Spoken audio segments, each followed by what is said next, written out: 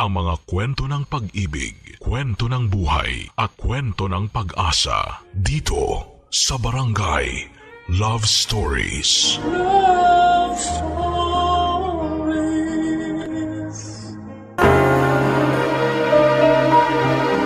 Mas masarap daw ang burger kung may palaman na keso.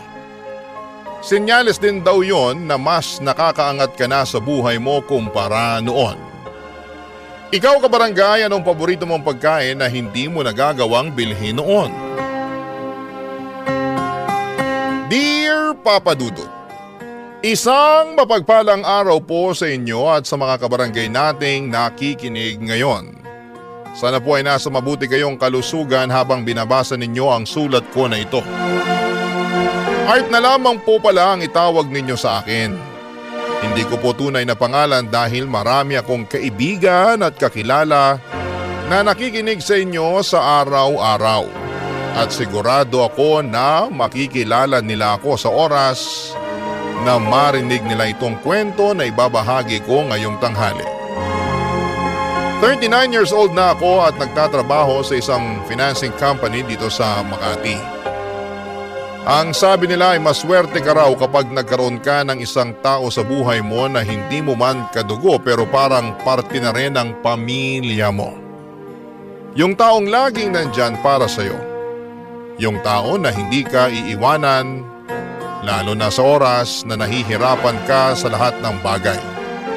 Lalo na sa sarili mo. Yung tao na masasabi mong nakatadhanang makilala mo at maging parte ng buhay mo. At masasabi ko na nakilala ko siya noon. Si Divine ang best friend o BFF ko, Papa Dudut.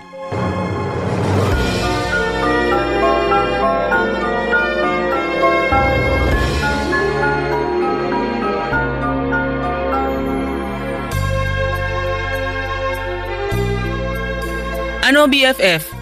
Anong masasabi mo dyan sa binabasa mong love letter na ginawa ko para sa nililigawan mong si Mela? Ayos naman. Nakornihan ka ba? Masyado bang malalim yung mga salitang ginamit ko dyan sa sulat? O nakukulangan ka sa sweetness ng pagkakasulat ko dyan? Sa totoo lang, maganda naman yung pagkakagawa mo sa love letter na to. Talaga? Bakit parang iba yung reaksyon ng mukha mo sa sinasabi mo ngayon? Naisip ko lang kasi kung uso pa ba talaga yung mga love letter ngayon? Huy, oo naman. Huwag mong minamaliit mga love letter na ganyan. Para sa amin kasing mga babae, pakiramdam namin espesyal kami kapag nakakatanggap kami ng love letter. Bakit naman? Kasi hindi madaling gumawa ng love letter. Bago ka makatapos ng isang sulat, ilang minuto o oras din ang kailangan mong ilaan sa paggawa. Kaya alam namin na bawat love letter na matatanggap namin, ginawa yun ng may effort at pagmamahal nung nagbigay sa amin. Ay, sana ganyan din mag-isip si Melay, kagaya mo. Uy, feeling ko naman oo. Paano mo naman nasabi yan? Close na kaming dalawa, di ba? Napansin ko nga na madalas na kayo magkasabay kumain sa kantin. Oo, at madalas rin na ikaw ang topic naming dalawa. Talaga? Naghihinala na ba siya na hindi ako yung gumagawa ng mga love letter na binibigay ko sa kanya?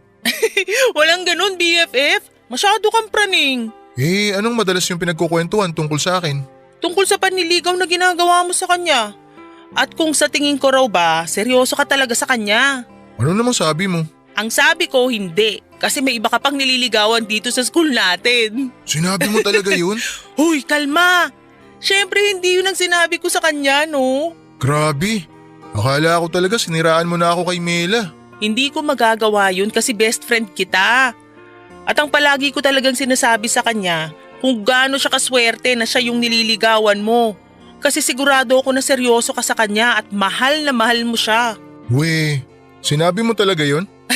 Oo nga, parang wala kang bilib sa akin. Hindi naman sa ganon, ano naman sagot ni Mela nung sinabi mo yun? Wala eh. Wala? As in wala? Oo, namula na lang yung mukha niya tapos napangiti na lang siya. Halatang nagpipigil ng kiligang bruha. Sa tingin mo, kinilig talaga siya? 100% na sigurado ako. Minsan nga nakita ko siya na binabasa yung love letter na binigay mo sa kanya eh. Abot tenga yung ngiti niya ng oras na yon. Kaya sinasabi ko sa'yo, BFF, malaki ang pag-asa mo dyan kay Mela. Nagpapakipot lang yan pero sasagutin ka rin niya. Ay, sana nga. Sana hindi niya ako basti din kasi ang lalim na rin talaga ng pagmamahal ko para sa kanya eh. Basta ipagpatuloy mo lang ang ginagawa mo at tutulungan kita sa abot ng makakaya ko. Ay, may pagkain nga pala ako dito sa bag, muntik ko pang makalimutan. Eto oh. Uy, wow, burger! Oo, at hindi lang yan basta burger ha. Cheeseburger yan. Nabili ko kanina kasi may extra pa sa allowance ko. Thank you ah. Kapag sinagot na ako ni Mela, ako naman palagi ang manlilibre ng cheeseburger sa'yo. Matagal na kaming magkaibigan ni Divine Papadudut. Magkaklase kami mula second year high school nang mapunta ako sa highest section hanggang fourth year. Kaming dalawa yung madalas na naglalaban sa top 1 sa klase pero hindi namin tinuring na kalaban ang isa't isa. Dahil palagi kaming nagtutulungan pagdating sa mga subject na nahihirapan ang isa sa amin. Hindi kami nagkokopyahan pero madalas kaming magkasama kapag nagre-review sa canteen, classroom o library. Magka-share din kami sa mga baon namin kasi pareho kaming galing sa simpleng pamilya na madalas na nagtitipid ng mga gastusin sa bahay. Mas naging close kami noong nasa huling taon namin sa high school. Kung saan ay halos dikit talaga palagi ang mga grades namin. Hanggang sa makuha ni Divine ang pagiging valedictorian at ako naman ang naging salutatorian. Natuwa ako para sa kanya kasi alam ko na deserve niya yon dahil pinaghirapan niya lahat ng mga review na ginawa namin. Mabuti na lamang at nang mag-college kami, sa parehong university kami nag-aral. Kaya naman nagpatuloy ang friendship naming dalawa. Dahil mahusay siyang magsulat, siyang gumagawa ng love letter para sa nililigawan ko noon na si Mela. At nang sagutin ako ni Mela ay sobrang natuwa talaga ako. Kaya nag-celebrate kaming dalawa at nilibre ko siya ng paborito naming cheeseburger. Tumagal palalo ang friendship namin ng BFF ko. Pati na rin ang relasyon namin noon ng girlfriend ko. Hanggang sa huling taon namin sa college, Papadudut.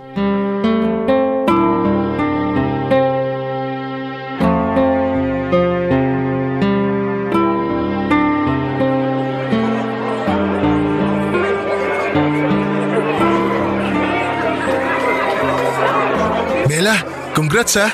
Congrats din sa'yo, Art. Sa wakas, mga college graduate na rin tayo. Oo nga eh. May gagawin ka ba mamaya? Iimbitahan sana kitang pumunta sa bahay kasi may celebration kami dun. May celebration din kami sa bahay namin eh. Ay, oo nga pala. Nawala sa isip ko na halos lahat naman pala tayo may kanya-kanyang celebration. Pasensya ka na. Ayos lang. Itutuloy mo pa rin ba na mag-apply dun sa kumpanya na napagkwentuhan natin dati? Anong kumpanya yon? Yung advertising company sa Taguig? Hindi na ako tutuloy doon. Bakit naman? Nagbago na kasi yung mga plano ko. May nakita ka bang mas magandang kumpanya na balak mong applyan? Wala naman. Ay teka, ano palang ibig mong sabihin dun sa sinabi mong nagbago yung mga plano mo? Pupunta na kasi ako ng Canada sa susunod na buwan. Doon na rin ako maghahanap ng trabaho. Tutuloy ka sa Canada? Oo. Gusto ko na rin kasing makasama ulit yung mga kapatid at magulang ko na nandun. Pero magiging okay naman tayong dalawa, di ba? Sorry. Bakit ka nagsusorry? Para saan? Ayoko sanang sirain yung moment na to pero alam ko na hindi ko rin dapat to na patagalin pa. Mela, ano bang ibig mong sabihin? Ayoko maging unfair sa'yo kaya tinatapos ko na yung relasyon nating dalawa ngayon. Teka, hindi kita maintindihan. Bakit? Bakit kailangan mong tapusin kung ano yung meron tayong dalawa? Dahil dun din naman tayo pupunta, di ba? Sa oras na mag-LDR tayo, mauuwi lang din tayo sa hiwalayan. Kaya habang maaga pa, mas mabuting maghiwalay na tayo kaysa masayang ang oras natin. Pero hindi ba natin pwedeng subukan? Subukan muna natin. Ayoko na nga masayang pa ang oras natin. Mela, walang masasayang dahil mahal natin ang isa't isa. Hindi tayo kagaya ng iba na bibitiw kagad dahil hindi naman sapat yung pagmamahal na nararamdaman nila. Iba tayo sa kanila, di ba? Naniniwala ako na kakayanin natin magpatuloy. Kaya natin ipagpatuloy itong relasyon natin kahit magkalayo tayong dalawa. Art, sorry talaga pero alam ko kasi sa sarili ko na hindi ko kakayaning tumagal sa isang LDR. Maniwala ka, hindi rin naman madali sa akin to pero alam ko na ito yung kailangan nating gawin. Hindi man lang ba talaga natin susubukan? I'm sorry. Buo na talaga ang desisyon ko. Ay, kailangan ko na ring umuwi. Congratulations ulit sa'yo ah. And I'm sorry. Alis na ako. Uy, BFF! Congrats sa atin! Sa wakas nakalaya na rin tayo sa pagiging estudyante. Uy, BFF! Okay ka lang ba? Oo, ayos lang ako. Para kasing ang tahimik mo. Ano nga palang pinag-usapan niyo ni Mela bago siya umalis? Kanina ko pa gustong lumapit sa inyo pero parang ang seryoso niyo masyado. Uy, BFF! Umiiyak ka ba? Hindi ako umiiyak. Hindi raw. Pero namumula na yung mga mata mo. Ano ba nangyari? Ay, nakipaghiwalay na kasi sa akin si Mela eh. Ano? Bakit daw? Matutuloy na raw kasi yung pagpunta niya ng Canada. Nandun kasi yung pamilya niya eh, di ba? O tapos? Pwede naman kayong magtawagan o video call habang magkalayo kayong dalawa. Marami ng paraan para hindi nyo mamiss ang isa't isa kahit nasa Canada pa siya. Ayaw ni Mela ng LDR. Iniisip niya na maghihiwalay din naman kami. Kaya tinapos niya na yung relasyon namin hanggat maaga. Ang babaw naman niya mag-isip. Ni hindi niya man lang binigyan ng pagkakataon yung relasyon nyo. Pinakiusapan ko rin siya kanina eh. Nasubukan namin na mag-LDR pero ayaw niya talaga eh. Ayaw niya raw na magsayang kami ng oras. Masyado namang mahina ang loob ni Mela para bitawang ka kagad. Hayaan mo na. Wala naman ako magagawa kasi nakapagdesisyon na siya. Ay nako, wag mong hayaan na tuluyang masira ang araw mo. Marami pang ibang babae dyan at tutulungan pa kita maghanap ng kapalit ni Mela. Ikaw talaga. Kung ano-ano na naman yung sinasabi mo. Pero alam mo, tama ka. Hindi ko dapat hayaan na masyadong maapektuhan yung sarili ko. Tara na lang sa bahay namin. Kumain tayo dun. Nagluto si mama ng mga paborito kong pagkain. Hinihintay ko talaga sabihin mo yan eh. Tara na, BFF!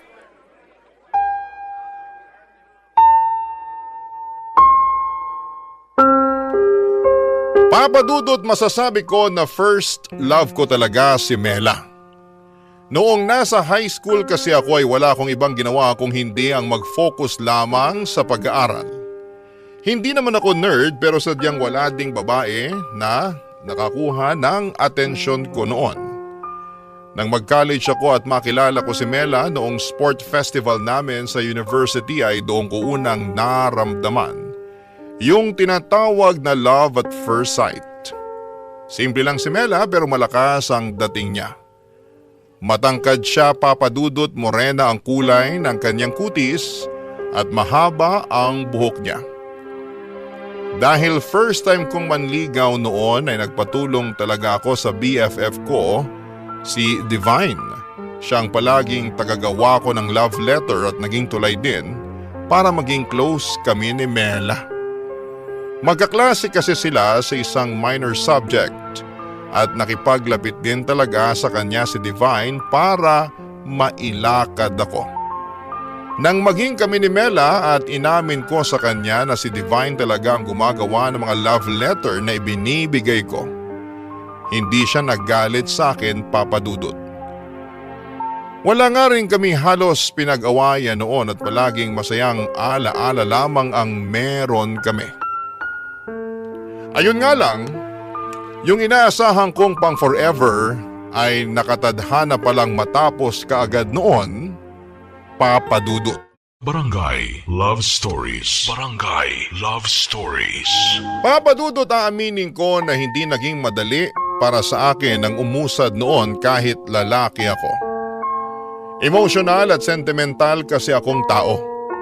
Dahil unang karanasan ko sa relasyon ay nag-invest talaga ako ng malalim na pagmamahal.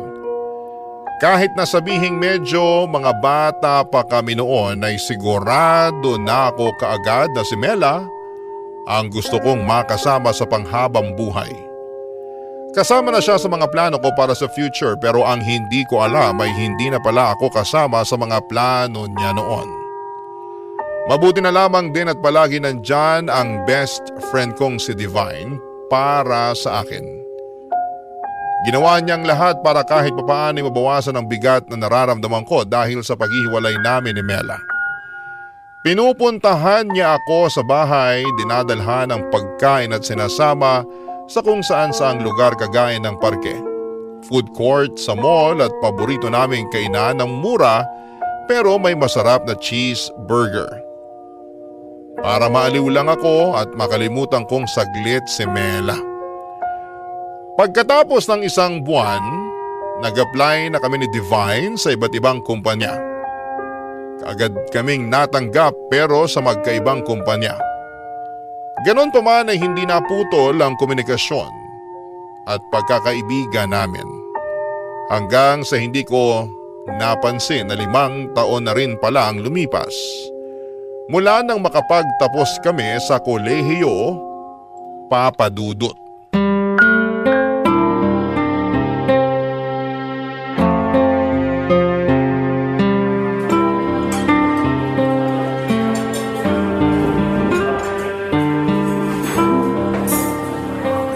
Congrats ha! Nag-promote ka sa trabaho, grabe. Ibang level ka na talaga. Uy, makaibang level ka naman dyan. Totoo naman. Kasi mula nung lumipat ka sa bago mong trabaho, 3 beses ka na agad na po-promote. Sa loob lang ng 1 taon yun ha. Ibang klase. Pinaghirapan ko rin naman lahat yun. Alam kong pinaghirapan mo lahat yun. Witness ako sa mga effort na binigay mo sa trabaho. Ako kaya madalas driver mo pa uwi kapag sobrang late ka na natatapos sa mga trabaho mo. Oh, bakit parang nanunumbat ka na yata, BFF? Uy, hindi no. Tuwang-tuwa nga ako kahit na 2 oras ako naghihintay sa parking. Kasi 2 oras ka naka-overtime. Grabe ka sa akin. Minsan naman, sinasabi ko na mauna ka nang umuwi Hindi mo na ako kailangang hintayin kasi magtatagal pa ako sa opisina. Ikaw lang yung makulit na sinasabing hihintayin ako sa parking lot para maihatid ako pa uwi. Ayoko kasing tumambay sa loob ng mall kaya doon na lang ako naghihintay. Kapag alam ko rin kasi na sobrang malilate ka ng labas sa opisina nyo, hindi rin ako matahimik sa bahay. Ang dami kaya masasamang tao sa paligid sa panahon ngayon. Masyado ka namang concerned sa akin. Siyempre, kailangan ko maging concerned sa'yo kasi nakakalibre ako ng masarap na dinner kagaya ngayon. Ngayon lang to kasi nga gusto ko nang may makakasama na mag-celebrate sa promotion ko. Mag-boyfriend ka na kasi para hindi mo na ako palaging nililibre. BFF, kapag nagka-boyfriend na ako, sisiguraduhin ko na ako naman yung palagi niyang ililibre. Ayos, parang nagpaparinig ka dyan. Nililibre naman kita. Mas malakas ka lang kumain sa akin kaya mas gusto mo na ikaw madalas ang nagbabayad kapag kumakain tayo sa labas. Nagda-diet na nga ako ngayon kasi ramdam ko na bumibigat na talaga ako. Hindi na rin kasya yung mga ibang damit ko sa akin. Hindi ka pa naman ganun kataba kaya hindi mo kailangan mag-diet. Pero thank you Dito pa talaga sa mamahaling restaurant mo ako nilibre ng dinner ngayon. Minsan lang naman kasi to. Saka wala rin naman ako ibang makakasama na mag-celebrate ng milestone ko na to. Parang pinalalabas mo na napipilitan ka lang nakasama ako ngayon Medyo. Hoy, ang honest mo naman masyado. Siyempre joke lang yun. Pero BFF, ang bilis ng panahon no. Dati cheeseburger lang nabibili natin. Ilang araw pa natin pag-iipunan. Minsan nga umaabot pa ng ilang linggo kapag pareho tayong gipit. Oo, lalo na nung huling taon natin sa college. Ang daming gastos. Sobrang bihira tayong makakain ng cheeseburger nun. At kung makabili man tayo ng burger, minsan wala pang cheese kasi hindi pasok sa budget natin. Grabe talaga yung pagtitipid natin nun. Pero nakasurvive tayo, di ba? Kung dati cheeseburger lang ang madalas mong nililibre sa akin. Ngayon, dito na sa restaurant na mamahalin. Nakakatuwa nga BFF. Kasi parehong maayos na yung buhay natin ngayon. At pareho din nating nakita kung paano umangat ang isa't isa. Thank you kasi palagi kang nandyan para sa akin BFF. Palagi mong pinaparamdam sa akin na hindi ako mag-isa sa mundong to. BFF mo ko kaya hindi ako mawawala sa tabi mo. Ganun din ako sa'yo. Kahit anong mangyari, hindi ako mawawala bilang BFF mo. Papadudot, malaki ang pasasalamat ko sa friendship namin ni Divine. Pareho kasi kaming solong anak kaya pareho naming tinuring na parang kapatid na ang isa't isa. Hindi naman kasi lahat ng oras ay palagi kaming masaya ni Divine. May mga oras noon na talagang sinusubok ng panahon ang katatagan namin. Lalo na noong natanggal ako sa trabaho para sa kasalanan na hindi ko ginawa. Tapos yung pagkamatay ng lola ni Divine na tangi niyang kasama sa bahay dahil ulina na siya sa mga magulang. Yung mga panahon na parang kaming binagsaka ng mga pagsubok. Dinamayan namin ang isa't isa, Papa Dudut. Pinaramdam namin na palaging may dahilan ang lahat ng nangyayari sa buhay namin, na palaging may dahilan para bumangon kami at magpakatatag. At kung magkasama man kami sa mga downtime namin, hindi pwedeng hindi kami magkasama sa mga oras na umaangat na pareho ang buhay ng bawat isa. Saksi si Divine kung paano ko ginapang ang bagong trabaho ko. At saksi ako sa kung paano nagsumikap si Divine para sa sarili niya. Tahimik naman ang buhay ko noon at masasabi ko na kontento ako kung ano ang meron ako. Hanggang sa dumating ang araw na hindi ko inaasahan.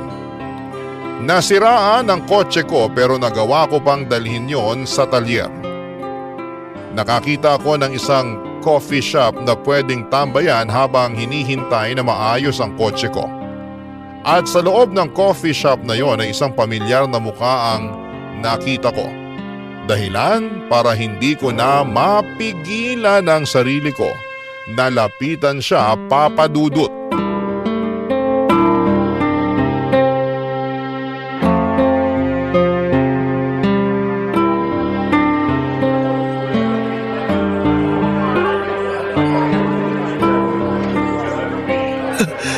Mela? Art? Sabi na ikaw yan eh. Kumusta ka na? Okay naman ako, ikaw. Ayos lang din ako. Okay lang ba kung maupo ko dito? O baka makaistorbo ako sa date mo? Wala akong date. Sige lang, maupo ka lang dyan. Wala naman akong ibang kasama eh. Upo na ako ah. Kailan ka pa nakauwi ng Pilipinas? Nung nakaraang buwan lang. Nagbabakasyon ka lang ba? Naku, hindi. Dito na ulit ako magsistay sa Pilipinas. Talaga? Oo. Bakit naman? Hindi kasi talaga ako masaya doon. Ang tagal din mag-grow ng career ko sa Canada. May mga oras na parang pakiramdam ko, naliligaw na ako at kailangan ko na ulit hanapin ang sarili ko. Alam mo yon? Nafe-feel ko na pinipilit ko na lang ang sarili ko na maging masaya habang nandun ako. Parang wala talaga sa Canada yung happiness ko. Partida nandun pa yung pamilya ko pero wala eh. Kaya nagdesisyon na ako na umuwi na lang dito sa Pilipinas. Nagbabakasakali na nandito yung dahilan para sumaya ulit ako. Ano ba naman to? Ngayon na nga lang ulit tayo nagkita, dinadramahan na agad kita. Pasensya ka na, Art. Ano ka ba? Okay lang. Hindi mo kailangan humingi ng pasensya. Namiss ko nga yung mga ganitong moment eh. Alin? Yung pagdadrama ko? Hindi. Ikaw mismo yung namiss ko. Yung mga oras na magkasama tayo tsaka magkausap tayong dalawa. Ay nako, Art. Hindi ka pa rin nagbabago. Ang galing mo pa rin bumanat ng mga ganyan. Nagsasabi lang naman ako ng totoo. Sino palang hinihintay mo dito? Boyfriend mo? Boyfriend agad? Natanong ko lang kasi baka bigla na lang may sumapak sa akin dito kaya maganda na sigurado. Para kung sakali, makailag ako, di ba? Walang mananapak sa'yo. Kasi wala naman akong boyfriend. May imi-meet dapat ako na client para dun sa binebenta kong condo unit. Tumawag at nagpa-reschedule siya nung nandito na ako. Kaya nagkape na lang ako kaysa masayang ang punta ko dito. Meant to be siguro na makancel yung meeting mo para makapag-usap tayong dalawa. Ang bilis mo talaga mag-isip ng mga banat, no? Mabilis lang talaga gumana yung utak ko kapag ikaw ang kausap ko. Pero hindi nga. Wala ka pa talagang boyfriend? Oo nga! Never din ako nagka-boyfriend. Mula nung maghiwalay tayong dalawa. Bakit hindi mo ulit subukan na makipagrelasyon? Sigurado naman ako na may nanligaw sa'yo nung nasa Canada ka. Meron naman, pero hindi ko type eh. Parang hindi man lang sila pumantay sa level ng panliligaw at effort na ginawa mo para sa akin. Ako pa talaga yung naging batayan mo ha. Oo, kasi ikaw lang naman ang naging boyfriend ko. Ikaw ba? Sinong girlfriend mo ngayon? Wala akong girlfriend. Kagaya mo, never na rin akong pumasok sa relasyon pagkatapos natin maghiwalay. Wala kang girlfriend? Natsyempo lang na napadpad ka sa coffee shop na to? May problema kasi yung kotse ko kaya dinala ko muna sa talyer. Sakto, ito yung pinakamalapit na pwedeng tambayan kaya dito na ako dumiretso. Grabe naman yung coincidence na nangyari sa ating dalawa. Hindi coincidence to. Alam mo, sa totoo lang, naniniwala ako na nakatakda talagang hindi sumipot yung client mo. Tsaka nakatakda rin na masira yung sasakyan ko. Kinailangan mangyari to para magkita ulit tayong dalawa. Para magkausap tayo ulit. Pwede. Pwedeng tama ka. Pero pwede ring hindi. Coincidence man o hindi, masaya ako na nakita kita ulit, Mela.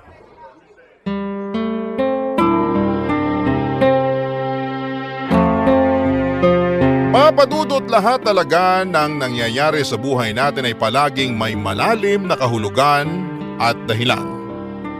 Kagaya na lamang ng muli naming pagkikita ni Mela. Pagkatapos kasi ng paghihiwalay namin noon ay hindi na kami nagkaroon pa ng pagkakataon na muling magkausap. Hindi na rin kasi ako nagtangka pa na puntahan siya sa bahay nila bago siya umalis papunta sa Canada. Naisip ko kasi na ayoko rin naman siyang pilitin na piliin ako kesa sa buhay niya sa Canada. Alam ko na matagal na rin niyang pangarap na makasama ang mga magulang at kapatid niya na nandoon, papadudot. Hindi ko lang talaga inaasahan na mas maaga ang pag-alis niya.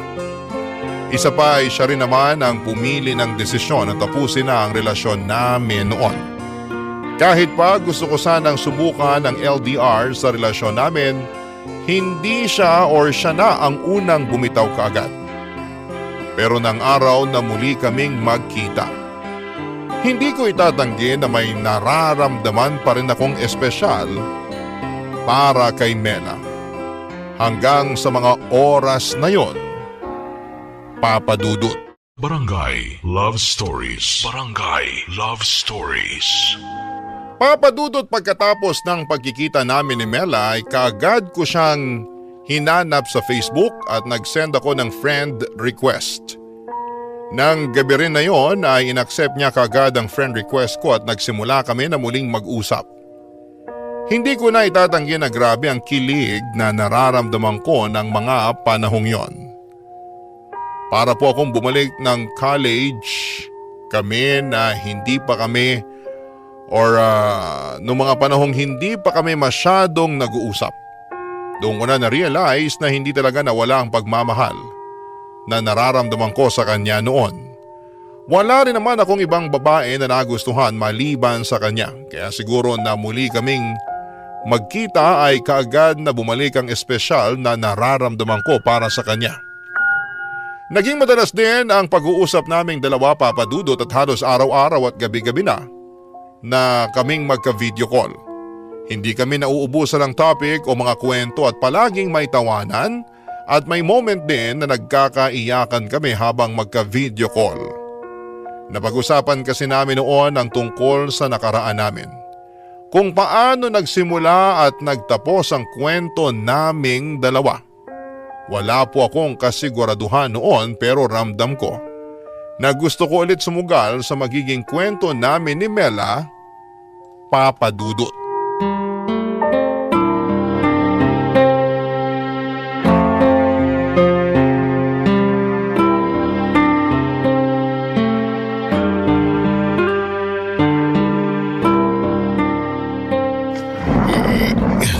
Konti pa. Ayan. Mukhang okay na tong pwesto ng lamesa ni Divine dito sa kusina. BFF, tapos ka na ba dyan? Halika dito sa sala kasi dumating na yung in-order ko merienda natin. Sige, punta na ako dyan. Sakto, nagugutom na rin ako. Uy, ang dami mong pagkain na in-order. Madami ba? Oh, ayan, may burger, spaghetti, soft drinks, fries, tapos may ice cream pa. Early dinner na yata to, hindi merienda. Naku, iba pa yung dinner natin mamaya, syempre. Kasi marami pa tayong gagawin. Marami pa nga mga naiwang gamit sa labas eh. May lamesa pa dun, aparador, mga upuan at kung ano-ano pang mga malalaking gamit. At yung iba doon, iaakit mo pa sa second floor kaya maupo ka na dito sa sofa para makapagmerienda na tayo. Kakailanganin mong kumain dahil marami ka pang bubuhatin ng mga gamit. Ay, eto na nga, uupo na para makakain na rin ako nitong merienda. Siyempre, unahin ko muna tong favorite nating cheeseburger. Uy, BFF, thank you talaga kasi tinulungan mo akong maglipat ng ibang gamit dito sa bagong bahay ko. Wala naman akong choice. Hindi ka sinipot ng mga kinausap mo na dapat magpapasok ng mga gamit dito sa loob ng bahay. Buti nga malaki yung garahe nitong nakuha kong bahay eh. Ayos lang nga itambak muna dun yung mga gamit na binaba mula sa truck. Ilan yung nagbaba ng mga gamit mo mula sa truck kanina? 2 lang sila eh, yung driver at yung kasama niyang lalaki. Sabi ko nga baka pwedeng ipasok na rin nila sa loob ng bahay yung mga gamit. Pero ayaw nila kahit magdagdag pa ako ng bayad. Hanggang pagbaba lang daw ng mga gamit yung usapan namin. Saka may susunod na hakot pa raw sila kaya kailangan na kagad nilang umalis. Buti nga nung tinawagan kita kanina nakasagot ka kagad eh. Tiyempo nga kakauwi ko lang din nun sa bahay. Nagbasketball kami ng pinsan ko, dun sa court malapit lang sa amin. Dapat nga tatawagan ko na rin nun si Mela Nauna ka lang tumawag sa akin. Hello, sorry BFF. Natawagan mo rin naman siya, di ba? Oo, natawagan ko naman pero saglit lang din. Kasi sinabi ko na kailangan ko nga pumunta dito sa'yo. Alam niya natutulungan kita magpasok ng mga gamit mo dito sa bagong bahay mo. Mukhang nangangamoy second chance na talaga tayo, BFF ah. Sana nga.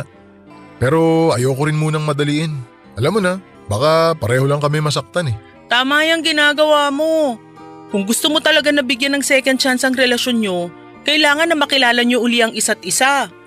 Ilang taon din kayong hindi nagkita at nagkausap kaya marami nang nagbago sa inyong dalawa. Alam mo, napag-usapan namin yan nung minsan. Ang dami ko na rin kasing hindi alam tungkol sa kanya Ganon din siya sa akin. Kaya nga gusto ko rin muna na pag-isipang mabuti kung liligawan ko siya ulit. Pero mahal mo pa rin naman siya, di ba? Hindi naman nawala yung pagmamahal ko sa kanya. Alam mo yun. Kaya nga siguro hindi ako nagkaroon ng oras para sa ibang babae kasi hindi siya nawala sa puso ko. BFF, medyo corny yun ah. Naku, corny ba? Sensya ka na. Joke lang. Pero tama ka naman sa lahat ng sinabi mo. At kung ano man yung maging desisyon mo, susuportahan kita. Basta huwag kang mawawala sa birthday celebration ko Baka sumakto pa kasi yun sa date nyo ni Mela tapos ako yung hindi mo siputin. Hindi ako pwedeng mawala sa birthday mo. Dapat lang kasi ikaw lang bisita ko kaya bawal ka talagang umabsent. Promise, present ako sa magiging birthday celebration mo. Huwag kang mag-alala, darating at darating ako. Papadudot, hindi naging madali ang desisyon ni Divine na paglipat sa bagong bahay na kinuha niya para sa sarili niya. Pero gusto niya na rin kasing malayo sa lugar o mga bagay na nagpapalungkot sa kanya. Kasama na doon ang bahay ng namatay niyang lola. At dahil mag-isa na nga lang siya sa buhay, ako na lang halos ang tinuring niya na pamilya niya. Kasama sa lahat ng masasaya at malulungkot na sandali ng buhay niya. Kasama sa lahat ng mga espesyal na araw at oras para sa kanya. Masaya din si Divine nang malaman niyang muli kaming nagkakamabutihan ni Mela. Ang tagal niya raw na hinintay na muling magkita kung gaano kasaya ang mukha ko habang nagkukwento ako. Ang tagal niya raw hinintay na maging masaya ulit ako at boto pa rin daw siya kay Mela para sa akin kasi mabuting tao ito. Wala siyang kahit na anong nakikitang mali kung bigyan man namin ng pangalawang pagkakataon ng kwento naming dalawa. Doon ko naisip kung gaano talaga ako kaswerte na may isa akong BFF na kagaya ni Divine, Papa Dudut.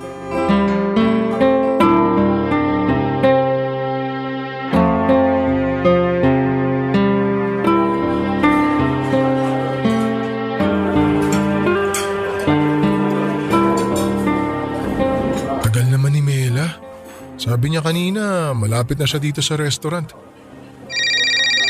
Uy, tumatawag si Divine. Hello? O BFF, kamusta? Nandiyan na si Mela? Wala pa nga Akala ko kasama mo na siya kaya hindi na ako nag-expect na masasagot mo tawag ko. Ang tagal nga niya Lalo tuloy akong kinakabahan. Bakit ka naman kinakabahan? Kasi di ba ngayon ko na itatanong sa kanya kung okay lang ba naligawan ko siya? Bakit kasi kailangan mo pang itanong yan? Gawin mo na lang. Sigurado naman akong papayag din yang si Mela. Alam ko naman yun. Gusto ko lang din na marinig o maramdaman mula sa kanya kung meron ba akong pag-asa. Naku, kahit magpustahan pa tayo, sigurado ako na may pag-asa ka pa rin sa kanya, BFF. Kayo lang naman to masyadong pakipot eh. Alam niyo naman na gusto niyo pa rin ang isa't isa pero nagpapakiramdaman pa rin kayo. Kasi nga ayaw namin pareho na madali ng lahat sa aming dalawa. Oo, ilang beses ko nang narinig yan at sigurado ko na sa oras na magkabalikan na kayo, sa kasalan na ang diretsyo niyo ni Mela. Sana nga magdilang anghel ka. Isasama ko yan sa mga hihilingin ko mamaya para sa birthday ko. Uy, huwag kang mawawala ha. Dapat bago mag alas 12, nandito ka na sa bahay ko. Oo, hindi ako pwedeng mawala sa birthday sa lubong mo. Kung gusto mo, isama mo na rin si Mela mamaya. Ayos lang yun sa akin, BFF. Next time ko na lang isasama si Mela. Basta hintayin mo ako dyan. Pagkatapos namin mag-dinner, dyan na ako didiretso sa bahay mo. Asahan ko yan ha. Oo, promise. Oh, eto na si Mela. Papalapit na siya dito sa table ko. Tawagan kita ulit mamaya. Sige, good luck. Bye! Thank you. Bye. Art! Sorry ngayon lang ako. Walang kaso yun. Upo ka na. Thank you. Sobrang traffic kasi. Akala ko malapit na ako pero napalayo pa pala. Gapang din dun sa dinaan ng shortcut ng driver ng TNVS ko eh. Alam mo, napapansin ko minsan pag di sinusunod ng driver yung map, mas lalong napapalayo no? Kaya siguro mas maganda sabihin na lang natin na sundin kung ano yung nasa mapa. Para pareho kayong hindi mainis sa biyahe, di ba? Sige, sa next date natin. Sino pala yung kausap mo kanina sa cellphone? Si Divine. Kinukumusta lang yung date natin ngayon. Aww, nakakatuwa talaga yung friendship nyo ni Divine. Sobrang tagal na, no? Oo nga eh. Nakakaumay na nga rin siya minsan kausap. Uy, grabe ka naman sa kanya. Baka nakakalimutan mo na kung hindi dahil sa mga love letter na ginawa niya noon, hindi mo ko mapapasagot. Biro lang yun. Pero alam mo, akala ko talaga magagalit ka sa akin nung nalaman mo na hindi talaga ako yung sumusulat ng mga love letter na binibigay ko sa'yo. Sa umpisa pa lang naman, alam ko nang sulat ka mayon ng babae. Tsaka at least, inamin mo sa akin kesa naman nalaman ko pa sa iba. Kaya ayos lang yun. Mabait din naman si Divine at close na rin kami noon. Mabait talaga yung BFF ko na yun. Minsan lang sobrang daldal kaya nakakaubos ng lakas. Oo, may pagkamadaldal nga siya. Naalala ko noon kapag magkasama kami, wala siyang ibang sinasabi kundi puro tungkol sa'yo. Palagi kanyang binibida sa mga kwento niya. Ay, bigla ko tuloy na miss ang BFF mo. Minsan isasama ko siya kapag kumain tayo sa labas. Sige, gusto ko yan. Pero teka, ano nga pala yung gusto mong sabihin na binanggit mo sa chat kanina? Gusto mo umorder na muna tayo ng pagkain? Ang gusto ko, sabihin mo muna yung gusto mong sabihin. Bali Huwag kang kabahan. Sabihin mo na yan para maka-order na tayo ng pagkain natin. Ay, sige sasabihin ko na. Ang totoo kasi, gusto ko lang itanong kung okay lang ba na naligawan kita ulit. May nakakatawa ba sa sinabi ko? Sorry. Hindi ko lang mapigilang matawa kasi hindi mo naman kailangang itanong pa yan. Gawin mo kung anong gusto mong gawin. Wala naman ako nakikitang problema kung liligawan mo ko. Baka nga hindi na kita pahirapan masyado eh. Talaga? Oo, pero kailangan mo pa rin akong ligawan. At ipakita mo sa akin na seryoso ka pa rin sa nararamdaman mo para sa akin. Naku, kahit hindi mo sabihin, yan na yan ang gagawin ko. Pero ngayon pa lang, nagpapasalamat na ako sa'yo. Thank you sa pangalawang pagkakataon na binigay mo sa akin. At this time, mas patutunayan ko sa'yo kung gaano ako kaseryoso. Tsaka kung gaano kalalim yung nararamdaman ko para sa'yo. Papadudot yon ang unang official date namin ni Mela. Napakadami naming napag-usapan ng gabi na yon. Binalikan ulit namin ang mga naging kwento naming dalawa. Yung mga pinagdaanan namin bilang college student, bilang magkarelasyon at bilang mga tao na pinili ang magkaibang landas. Sa dinner na yon pa lamang ay medyo napaluha na kami habang magkausap. Parehong nagpipigil na sobrang mapaiyak. Pareho rin kasi na hindi naging madali ang pinagnaanan namin bago kami muling nagkita. Pagkatapos naming kumain sa restaurant ay pumunta pa kami sa isang coffee shop. At doon ay nagpatuloy ng kwentuhan naming dalawa. Mas malalim na pag-uusap hanggang sa hindi namin namalaya ng oras. 2:00 na ng madaling araw nang maihatid ko siya sa bahay nila at nag-drive na kaagad ako papunta sa apartment ni Divine. Hindi na siya sumasagot sa tawag ko at inisip ko na baka nakatulog na rin siya. Excited akong pumunta at magkwento sa kanya noon. Excited ako na sabihin na muling madurugtungan ang kwento naming dalawa ni Mela. Pero nagulat ako nang makarating ako sa apartment niya at makita na maraming tao sa labas at may mga sasakyan din ng pulis. Wala si Divine sa loob ng bahay pero nanlambot ang mga tuhod ko at hindi ko na napigilang maiyak nang malaman ko ang nangyari sa kanya. May narinig daw ang mga kapitbahay na malakas na sigaw na humihingi ng tulong mula sa bahay ni Divine. Nang pumunta sila doon ay nakita nilang duguan si Divine at kakatakas lang na magnanakaw na sumaksak sa kanya. Nahuli kaagad ang magnanakaw pero hindi na nagawa pang iligtas ang buhay ng kaibigan ko. Bago pa man siya makarating sa ospital sakay ng isang ambulansya ay tuloy na siyang binawian ng buhay. Sobra talaga akong nagsisisi noon at iniisip ko na kung hindi ako na-late sa usapan namin kung nasamahan ko siyang salubungin ng birthday niya, kung dumating lamang ako sa tamang oras ay buhay pa siguro siya hanggang sa ngayon. Mahigit 10 taon nang nakakalipas mula nang mangyari ang lahat ng ito. Mag-asawa na kami ni Mela at may 2 ng anak. Kapag naaalala ko ang nangyari kay Divine ay hindi ko mapigilan na sisihin ang sarili ko. Nasa isip ko pa rin na kung pinuntahan ko kagad siya ng gabi na yon siguro ay walang nangyaring masama sa kanya. At sana sa ginawa kong pagsulat na ito ay mabawasan ang bigat na nararamdaman ko hanggang sa mga oras na ito. Maraming salamat po Papa Dudut kung sakali man na mapili at mabasa ninyo ang kwento ng buhay ko. Ang inyong forever kapuso at kabarangay, Art. Ano ang masasabi mo sa ating Barangay Love Stories today? Aabangan namin yan sa aming comment section.